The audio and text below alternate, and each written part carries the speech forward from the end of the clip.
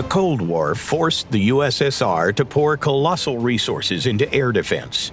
Drawing on combat experience and intelligence assessments, the country built a flexible, layered system that combined assets of different ranges and roles, from long-range missiles to classic gun-based air defense. A vast fleet of anti-aircraft guns didn't simply stand guard. It was constantly refined to meet the challenges of a new era.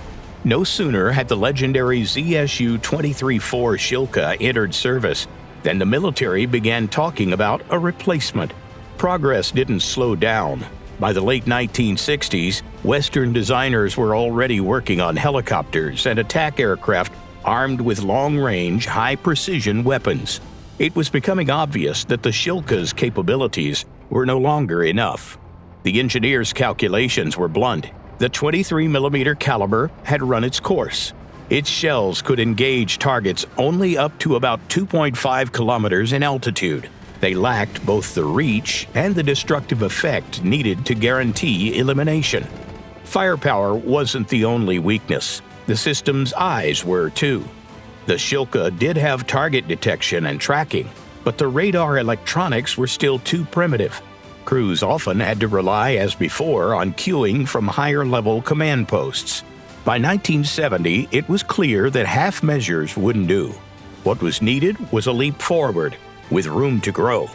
The first step was increasing the gun caliber to 30 millimeters. That effort produced the 2A38 autocannon, a genuine technical triumph. It could reach targets up to roughly 3.5 kilometers in altitude. Shell power rose sharply, while rate of fire remained high thanks to a new liquid cooling system. The guns also stayed relatively light. The switch to the new caliber paid off spectacularly. By engineers' estimates, a system armed with 2A38s needed 2 to 3 times fewer rounds to bring down an enemy aircraft than its predecessor. The new complex, named Tunguska, was fitted with 2 twin-barrel guns. Its combined rate of fire reached 4,000 rounds per minute, several times higher than that of Swiss 35mm Oerlikons. During development, the designers made a bold move. In addition to guns, the Tunguska received missiles. Until then, gun and missile air defense had existed separately, either replacing one another or operating side by side, but never integrated on a single platform. In the 1970s, however, the military concluded that separate systems were no longer sufficient. NATO was preparing formidable attack helicopters with long-range weapons, including the emerging Apache. Against that kind of threat, air defense needed greater versatility. And although the Tunguska's engagement envelope partly overlapped with the OSA missile system, it was accepted into service in the early 1980s.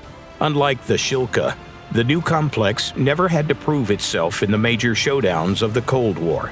After the Soviet Union collapsed, the Tunguska found limited popularity across the post-Soviet space, and it struggled on the international market against Germany's Gepard and other Western systems. It was simply too expensive and too demanding to maintain. Yet the Tunguska's story didn't end there. On the contrary, it became the foundation for something larger.